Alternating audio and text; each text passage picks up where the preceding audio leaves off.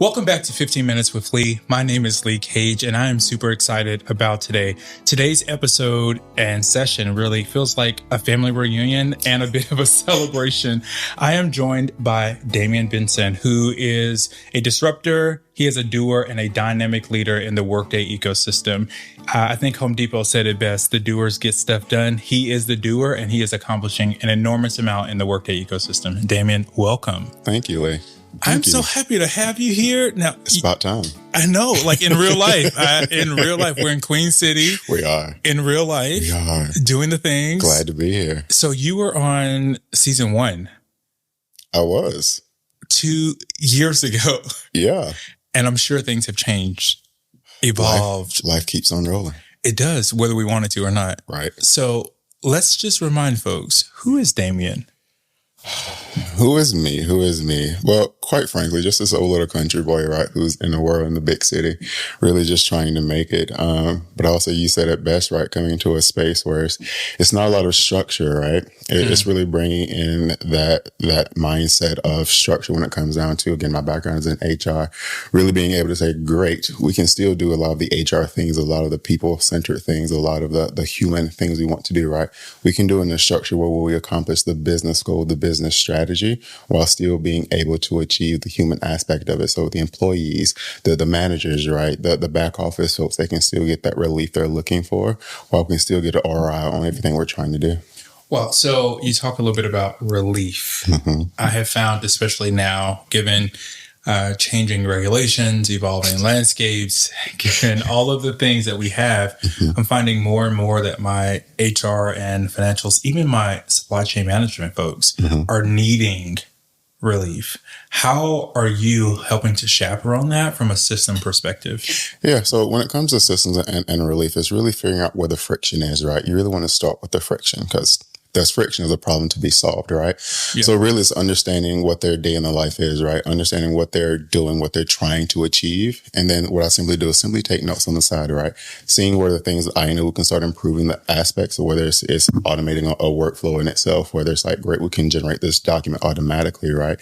Being able to simply understand what their life is in the day, and really being able to transform that to the system and being like, great, here's your life now, right? Let me take you through this journey and show you how your life could be if we just take the time to actually do this right. I find sometimes, because people, especially when they're in those in high points of friction or high points of consternation, or they're just overwhelmed, which is often it's hard for them to see what life could be like at 30,000 feet. You have to almost remove them and say, just take a moment, pause, breathe, and actually let us show you what the future could actually look like in reality. Yeah. One of the things I learned early in my career is that typically a lot of the times when people are frustrated or they're upset, right, they simply want to feel heard, right? I was working at a healthcare company before, right, and there was this operations director that worked literally across me, right? One of the loudest in the rooms, but one of the sweetest person when it comes to personality. She was saying she couldn't do something in Workday. I was an HR assistant at that point. I was like, let me just take the time out and just actually listen to what you're saying and what you're trying to do. Long story short, she couldn't click approve in her inbox, right? And it was like, you forgot to put it. Piece of data right here. That's the only thing that's missing. She was like, why couldn't someone just sit down with me and help me figure this out? I was like, part of that is that you have to ask for it, right? But also, again, me knowing that those who are lost, they simply want to be heard. It's like, cool. Let me hear what your frustration is, right? Show me what you're trying to do and what you can't do, and I'll help you really get the rest of the way. That reminds me, I was listening to a comedy show actually yesterday. Okay. It came out a few weeks back, but I think it's Ali Sadid. Okay. And he was talking about how when anything breaks in his house, he's not the person to call, right? That his mom had a dryer and it kept beeping. So instead of fixing it, because he's not the person to call, he just had it replaced. Fast forward, what ended up being wrong with the dryer was that there was lint in the vent. So it kept cutting off, kept beeping, kept doing the things. Sometimes it's very simple to have your problem resolved. It can be something small. It's not always the system or the solution or even your coworkers. It can be a simple data field that just needs your attention. And if you do it, that thing will stop beeping. It will. And again, once she saw that, again, I saw a look on her face. It went from being extremely frustrated to like, oh my God, this is all I had. That was it. This was it. She was like, I'm coming to you for now when I have a problem. I'm like, that's fine. Immediate trust building. Immediate. So tell me a little bit. Some time back, we worked on a similar project, okay? And I'm certain that life has evolved since then. Tell me a little bit about where you are now in your professional journey. Yeah, so right now, being a director of Workday System, right? So it's a bit different because when we worked before together, I was in the weeds a lot, right? You were in the weeds. You were the weeds. You were down there. We had to send out a search and rescue for you. You found me though. We found you. Okay. I was in the weeds. Just know we will find you. Okay. APB. All right. Go ahead. Listen, one person I know I can't get away from this year. We're going to find you. Well, yeah, I was in the weeds before, right? And so transitioning to not just management, more so about leadership, right? It's a different ballgame because when I'm in the weeds, right, I'm like, great, here's my problem, here's a solution. So it's a checkbox, right? It's a checkbox, being able to keep going, right? Yeah. You have an inbox of things to do, but being in leadership and management. Yes. Yeah, being in leadership and management is eye-opening for me, quite frankly. It's being able to see, great, I have a team that I have to lead that are relying on me, right? Have to make sure that, one, I can develop them, quite frankly, just as much as they develop me, right? Because it's a two-way street. Absolutely. But also being able to have that leadership, right, of saying, great, here's our technology, right? Technology is a tool. It's not the only thing out there. I wrote a book on it. You did. I said exactly. You did. Thank you. You're welcome. But yeah, again, technology itself is a tool, right? It's being able to understand that it's a tool in your disposal. It's not the only solution. But in that, it's being able to say, hey, leadership, being able to say, here's where we want to go. Here's what we want to do. It's being able to tell the story. I was talking with the CFO before. He was like, if you can tell a good story, you can sell just about anything. True. If you can tell a good story, you can sell just about anything. So in my leadership hat, I always say, is being able to do effective storytelling to be able to highlight the picture that I want to paint for the technology or the solution that we're trying to do, and being able to translate that into overall actual designs. So the way I like to think of is being able to think of in concepts and design, like an interior designer, right? I'm coming to you, you get my overall concepts, right? But you go back, you get the design, right? You build the blueprint. And then from there, you have the pictures, the pretty pictures you can show to visualize what we're doing. But the actual those who are doing the work, you have the design, the blueprint as to how you're going to get it done. Being able to navigate that space right now is, quite frankly, the most fulfilling, but also the most challenging because it's different personalities and different viewpoints and different understandings. Everybody has a different thing that they need, and you have to be able to speak the language across all of those different domains. Yes. I love that. So I like to think of you personally, this is me, as a bit of a Workday gladiator. Okay. So imagine you're out there, picture of Sicily, 1945. Okay. Sorry, I like Golden Girls. I can't help myself. We went from gladiators to they both start with G. That counts for something. I got you. So I like to think of you a bit as a Workday gladiator. If you were out there, what would be 3 tools in your toolbox that you absolutely have to conquer the Workday world? Oh God, to conquer the Workday world in itself. That's a good question. I would say one of the tools that I definitely need is transparency. Okay. Because we can't fix a problem if we don't know what it is, right? Yep. We don't solve for symptoms. We solve for roots.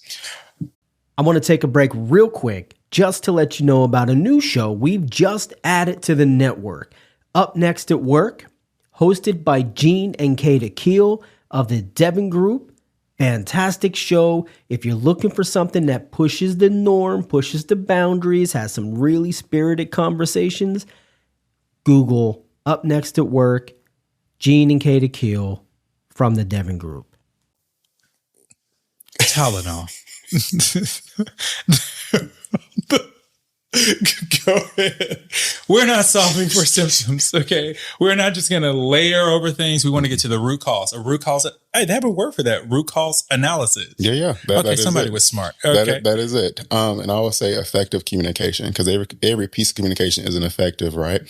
So it's being able, again, to paint that picture, but you have to do so in a way that, again, that resonates with everyone. May not make everyone happy up front, because, again, it's different personalities, but being able to paint that picture up front.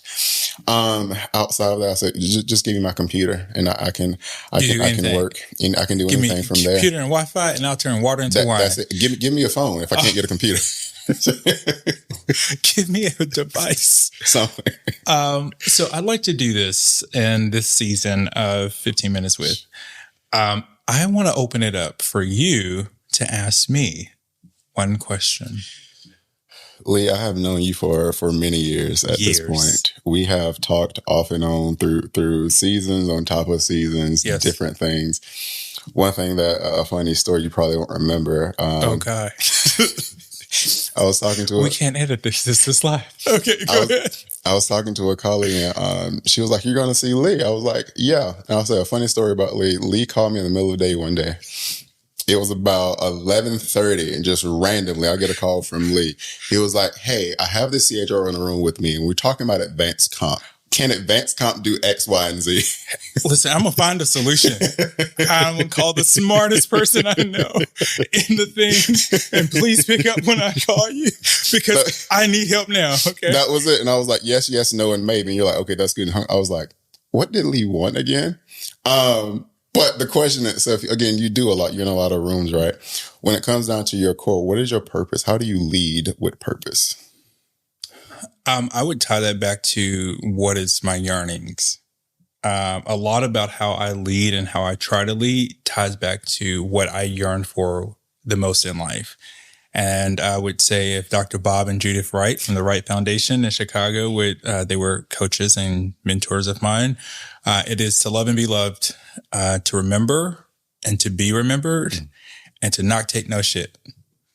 That's about as good as it gets. So I want to love people. I want to be a good steward of people's time and attention and their hearts and what is important to them.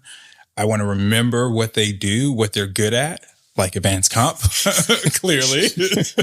I want people to remember me, how I treated them, how I made them feel in moments of conflict, but also in moments of high collaboration.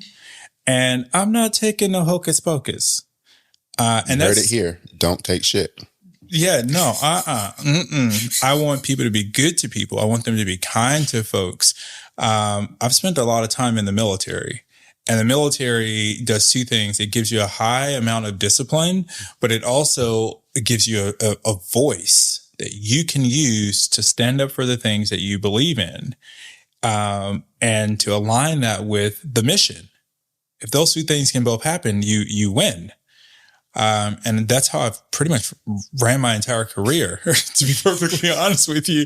I've worked for or with the same leader on the civilian side for many years. I've had a commander who's been a mentor and a friend of mine for many years.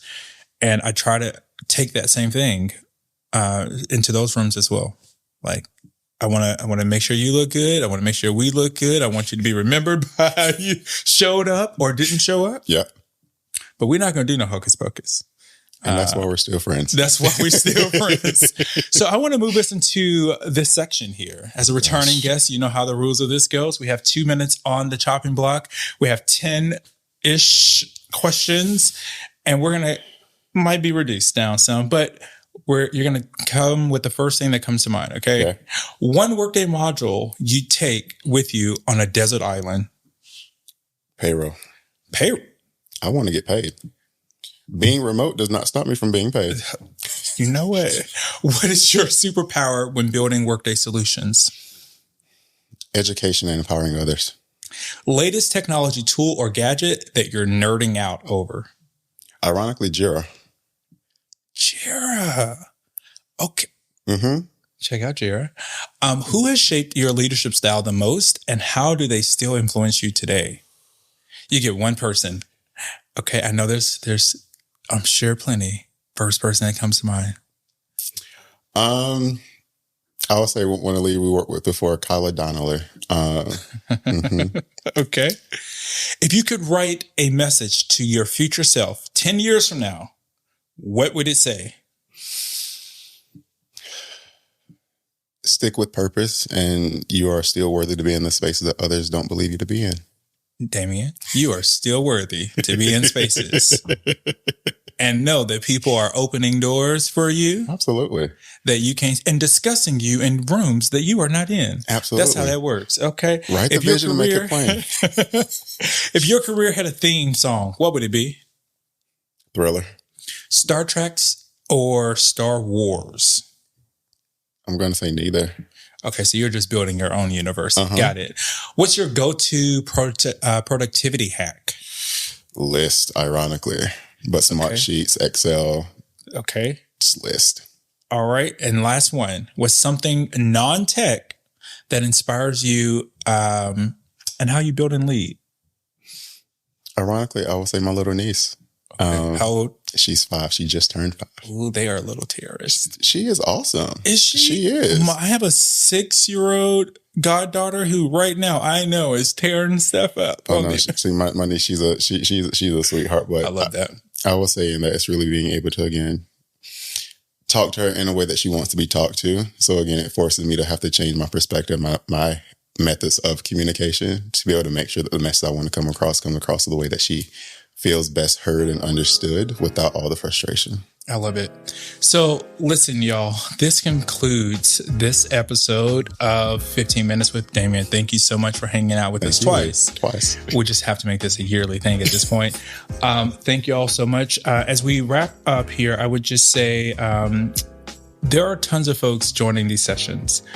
My ask is that you tune in, you listen, you engage, you like, you comment, and you share who these folks are, what they're doing, and how they're helping to shape the world. Bye.